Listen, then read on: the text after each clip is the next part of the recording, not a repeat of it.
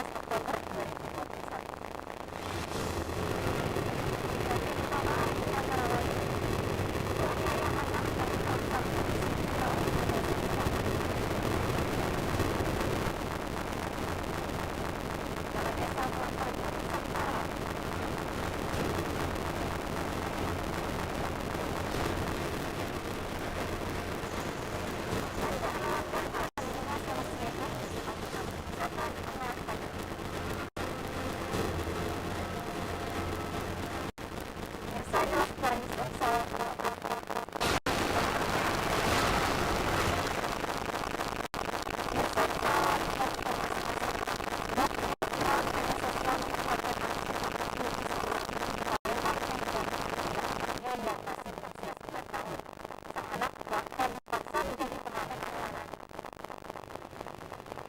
Video viral ini banyak mendapat kecaman netizen saat seorang wanita tega menganiaya anaknya di pinggir jalan raya Jenderal Sudirman, Palembang.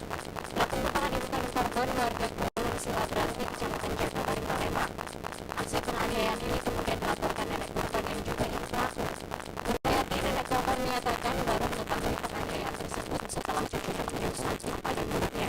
Nurhayati kaget saat cucunya mengatakan tampilannya yang ibu kandungnya. Nurhayati menduga aksi penganiayaan dilakukan akibat pelaku depresi ditinggal pergi suaminya.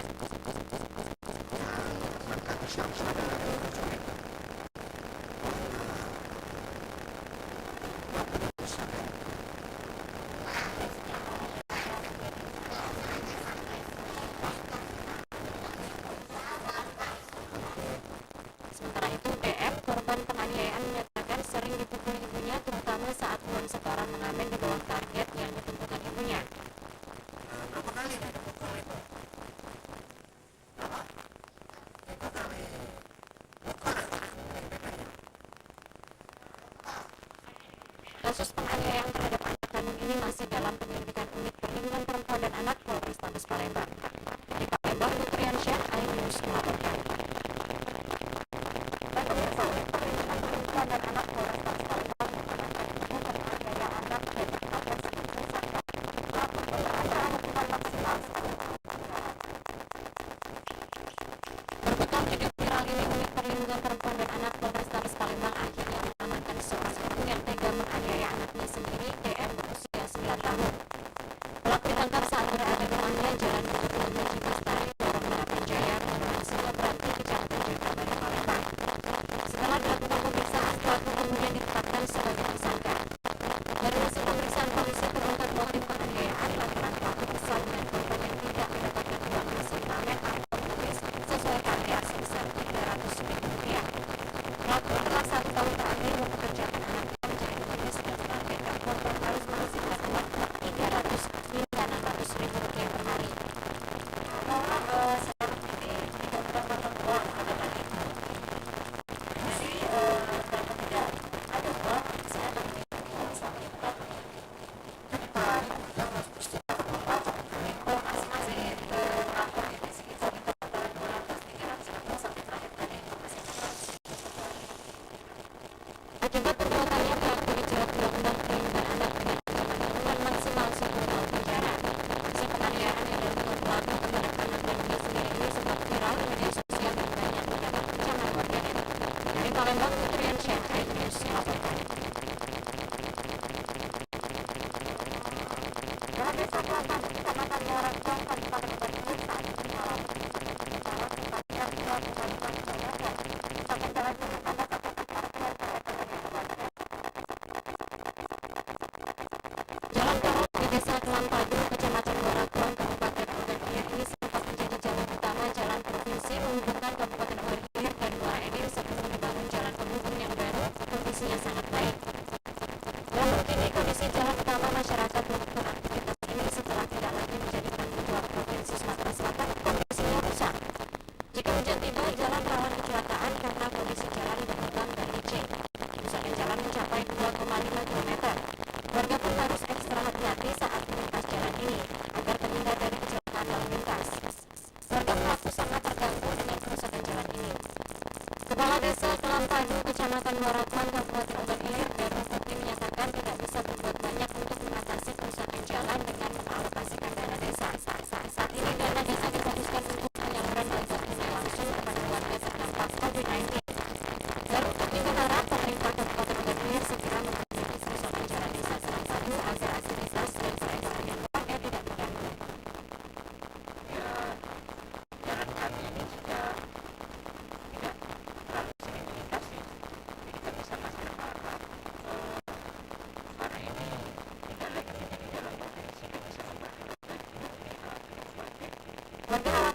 tidak segera diperbaiki, kerusakan jalan desa Kelampadu akan semakin parah. Dari Hubungan Kapring Hilir, Fitriani, iNEWS melaporkan. Pemirsa, ratusan siswa MTS Negeri 1 Muara ini menerima vaksin COVID-19 dosis kedua. Mereka berharap usai divaksin, proses belajar mengajar kembali normal. Sebanyak 500 siswa dan siswi SBS Negeri 1 Muara ini menerima vaksin COVID-19 dosis kedua. Siswa yang menerima vaksin didominasi anak kelas 9. Pasalnya siswa yang saat ini duduk di kelas 7 masih ada yang belum berusia 12 tahun. Antusias para siswa sangat besar. Mereka adalah antri secara tertib di bawah pengawasan guru. Satu persatu siswa didata dan dilakukan observasi sebelum menerima vaksin secara bergiliran. Sementara anak didik lainnya tetap melakukan pembelajaran tatap muka terbatas. Para siswa-siswi ini berharap usai proses belajar mengajar di sekolah kembali normal.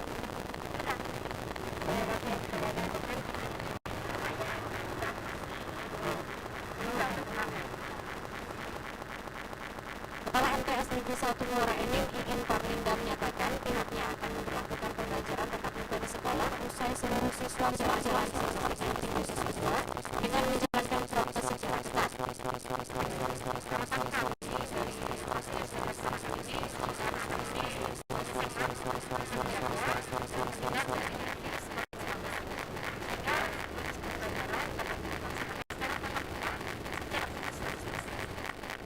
Saat ini MTS Negeri 1 Muara Enim telah memperlakukan pembelajaran tatap muka terbatas. Pemberlakuan ini seiring dengan status Kabupaten Muara Enim yang saat ini berada di zona orange. Dari Muara Enim, Edwin Samsatria, iNEWS melaporkan. Sementara itu, Ketua Umum Ikatan Unggar Saluran Organisasi Anak Selatan, Afrenzi Bangor Besi, mengapresiasi prestasi yang ditorehkan tim Unggar Anak Selatan pada 2024. Atlet yang melahirkan nama Sumatera Selatan ini langsung dijemput dan disambut di bandara dan termasuk pada ribuan wanita. Ketua Umum Ikatan Anggar Seluruh Indonesia SUMSEL, Afrenzi Bangor Besi menyatakan raihan 2 emas, 1 perak dan 1 perunggu adalah capaian luar biasa. Tradisi emas pun terus dipertahankan oleh para juru SUMSEL. Apresiasi yang dapat diberikan seperti beasiswa dari Universitas Sriwijaya dan Universitas Bina Dharma.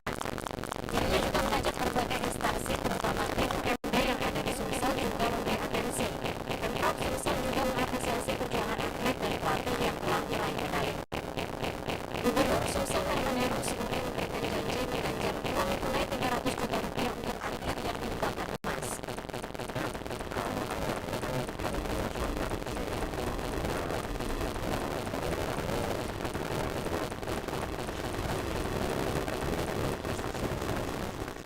Dua emas akan ditorehkan Riki di Solimon pada nomor sabel perorangan.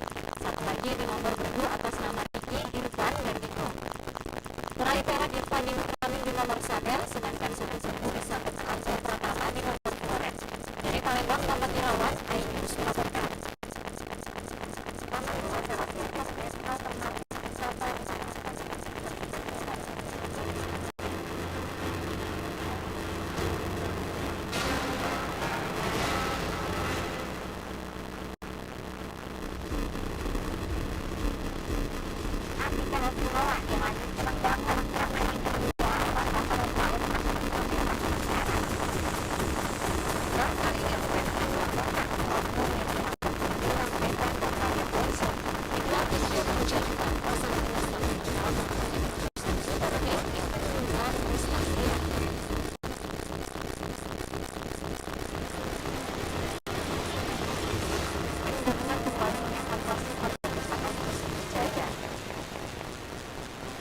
Komisi akan mengumumkan hasil uji balistik menggunakan hitung meter.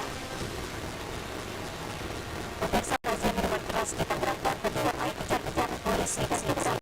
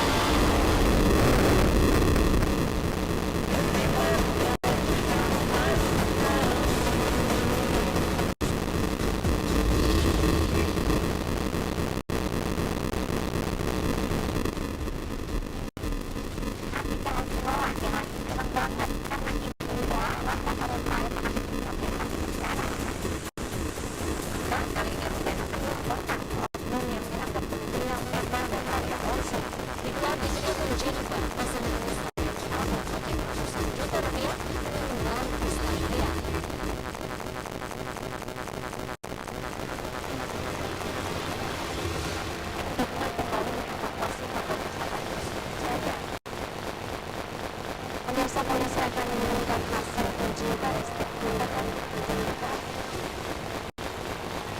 Pemirsa rasa keras senjata terjadi ketika polisi beberapa beberapa.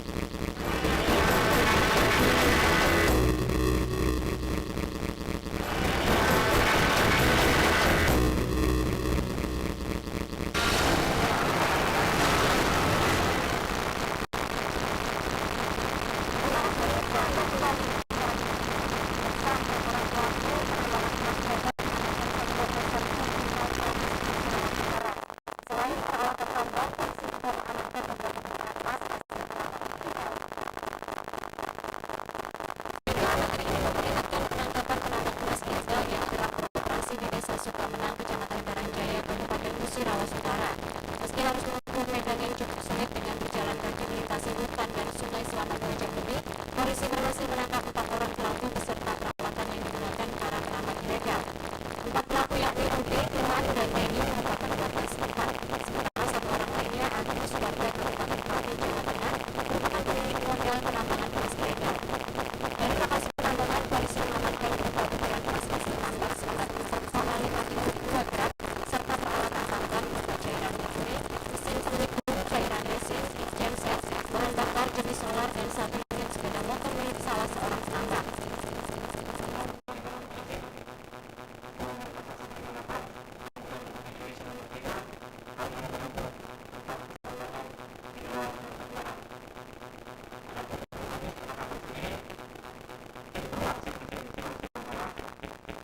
Para pelaku dijerat Undang-Undang Pertambangan RI Nomor 3 Tahun 2020 tentang pertambangan mineral dan batu bara dengan ancaman 6 tahun penjara atau denda uang 600 miliar rupiah.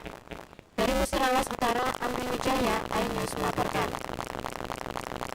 Majelis Hakim Pengadilan Negeri Bukit Tinggi menjatuhkan vonis 8 tahun penjara terhadap terdakwa Jas Ardiansyah pelaku pembunuhan pemerkosa istrinya yang versi lebih rendah dari tuntutan jaksa yang menuntut terdakwa dengan hukuman 12 tahun penjara. Sidang pelaku pembunuhan pemerkosaan terhadap istri ini digelar di Pengadilan Negeri Bukit Tinggi menghadirkan terdakwa Jas Ardiansyah warga desa Petras Jaya, Kecamatan Moroani, Kabupaten Musirawas. Dalam persidangan ini, majelis hakim menjatuhkan vonis terhadap terdakwa dengan hukuman 8 tahun kurungan penjara.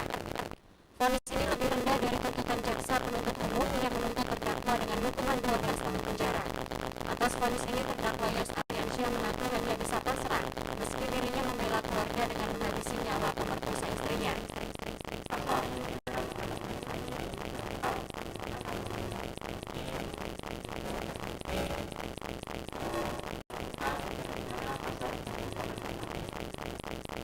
Kasus pembunuhan yang dilakukan Jas Ardiansyah berawal dari pemerkosaan yang dilakukan di Kawan tetangganya sendiri terhadap istri terdakwa pada akhir Januari 2021 lalu.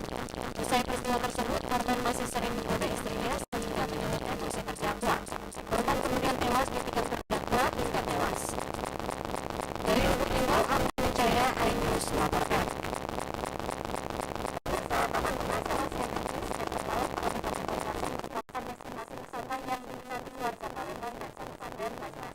Keberadaan taman buah ini menjadi alternatif wisata di tengah taman ini yang masih ada.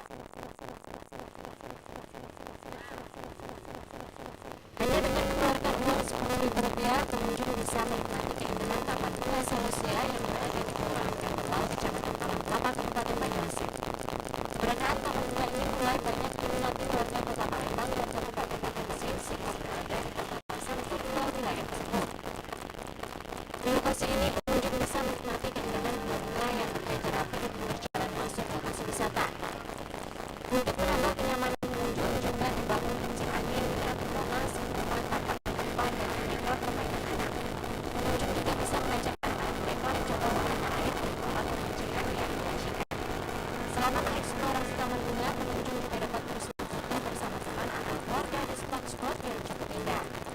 pemirsa, salah satu pengunjung menyatakan taman bunga ini merupakan salah satu destinasi wisata yang cukup menarik di tengah masa pandemi yang masih melanda.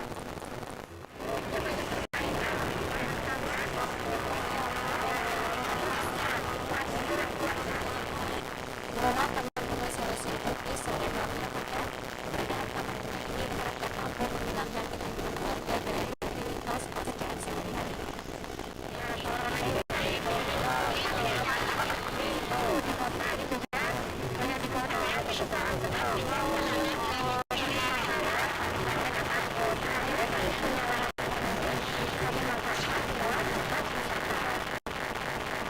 Pengelola Taman Bunga Sulawesi Tropis juga menyediakan taman jajan dengan harga yang cukup terjangkau. Nah, bagaimana pemirsa jika Anda tertarik, silakan berkunjung ke taman bunga ini ya. Dari Banyuasin, Ahmad Syekh, iNEWS melaporkan.